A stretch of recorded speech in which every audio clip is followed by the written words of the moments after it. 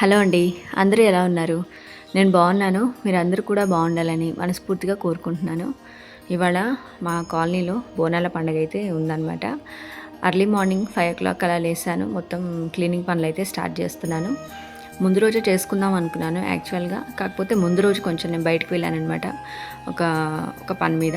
అందుకని వీలు కాలేదు. ఇంకా అందుకే కొంచెం ఎర్లీగా లేసి మార్నింగే పనులన్నీ స్టార్ట్ చేశాను. మీ ఏరియాలో బోనాల పండుగ ఎలా చేసుకున్నారు ఏంటి అనేది కామెంట్ చేయండి.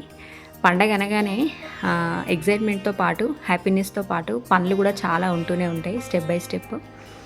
ఇంకా అన్ని పనులు చేసుకున్న తర్వాత ప్రశాంతంగా పండగ చేసుకోవడానికి మనసొస్తుంది కదా! అట్లా స్టెప్ బై స్టెప్ అన్ని పనులు కంప్లీట్ చేసుకుంటూ వస్తున్నాను. మా హస్బెండ్ మామిడాకులు, వేపాకులు తీసుకొచ్చేసారు. పిల్లలు తోరణాలు ఇవన్నీ కట్టేశారు. గేట్‌కి, గుమ్మాలకి కట్టేశారు. ఇంకా నేను, మా అత్తయ్య గారు బోనం ప్రిపేర్ చేయడంలో బిజీగా ఉన్నామన్నమాట. ఇంకా మేమిద్దరం కూడా బోనం ప్రిపేర్ చేసేస్తున్నాము.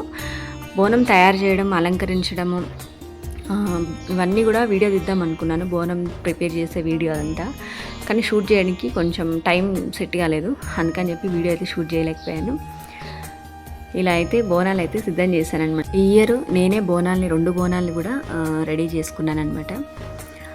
మా హ్యాపీ వచ్చి దండం పెట్టుకుంటుంది. పిల్లలిద్దరు కూడా నమస్కారం చేసుకొని దండం పెట్టుకొని ఇంకా బయలుదేరాము.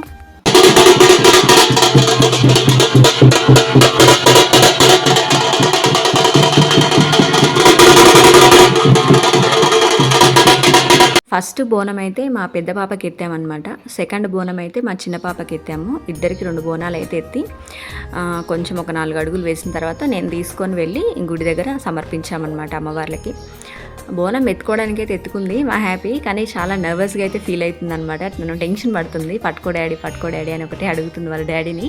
ఏం కాదు నాన్న, హ్యాండిల్ చేయని వాళ్ళ డాడీ చెప్తూ ఉన్నారు. ఇప్పుడు కొంచెం చిన్న ఏజ్ కదా, హైట్ అయితే పెరిగిపోయింది లేండి మా పాప. కాకపోతే ఏజ్ చిన్నదే. కొంచెం పెద్దగా అయితే వాళ్ళకి ఎలా హ్యాండిల్ చేయాలి ఏంటి అనేది తెలుస్తుంది అనుకుంటున్నాను. ఇంకా కొద్దిసేపు తనకి ఎత్తి 4 అడుగులు వేయించిన తర్వాత ఇంకా నేను బోనం అయితే ఎత్తుకున్నాను అనమాట. ఇంకా అమ్మవారి దగ్గరికి అయితే వెళ్ళాము, కట్టమైసమ్మ అమ్మవారి దగ్గరికి. రెండవ బోనం అయితే మా చిన్న పాపకి ఎత్తాము. తనైతే కొంచెం బాగానే నడిచింది. కొంచెం అంత టెన్షన్ ఏం పడలేదు. ఇంకా టెంపుల్ దాకా వెళ్తానన్నది. కానీ నేను మధ్యలోనే తీసుకున్నాను. ఎందుకులే మళ్ళీ ఎక్కువ స్ట్రెస్ అవుతారు పిల్లలు అని చెప్పేసి. కొంచెం పెద్దగా అయితే ఆటోమేటిక్గా వాళ్ళే తీసుకెళ్తారు.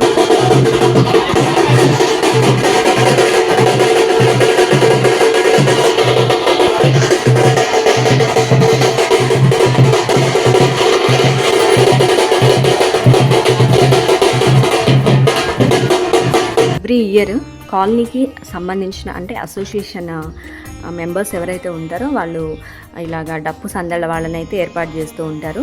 కొన్ని సాంస్కృతిక కార్యక్రమాలు ఏర్పాటు చేసి సందడిగా పండగలని అన్నింటినీ కూడా జరిపిస్తూ ఉంటారు. అదేవిధంగా ఈరోజు బోనాల పండగకి సంబంధించి కూడా ఇంటింటికి ఎవరైతే బోనం చేస్తారో వాళ్ళ ఇళ్ళకి డప్పు సందళ్ళ వాళ్ళని పంపించి డప్పుల వాయిద్యాలతోటి అమ్మవార్లకి బోనం సమర్పించుకునేలాగా ఏర్పాట్లు చేశారు. ఇంకా మేము కూడా పార్టిసిపేట్ చేశాము.